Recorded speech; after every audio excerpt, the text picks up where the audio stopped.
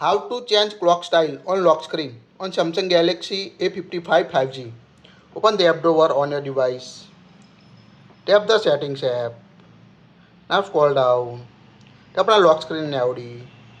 In latest One UI 6.1, you can't see clock style option on your device. To change the lock screen clock style on your Samsung A55, tap and hold the blank space on home screen. Tap on a wallpaper and style from the bottom left. Now tap on a lock screen wallpaper icon from left. Here you can see clock style. Tap on it. Now here you can see different available clock style for your Samsung Galaxy A55 5G.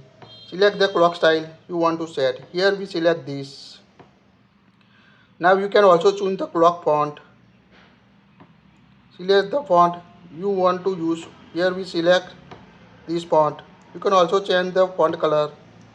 Customize your favorite color also. At the end you can customize your favorite font. Just set it. Tap on a done. Now you can see set the clock color and font. Tap on a done from the top right corner. Now lock your phone and you can see change the clock style on your Samsung Galaxy A55 5G.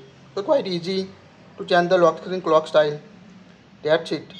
If you like it, share it.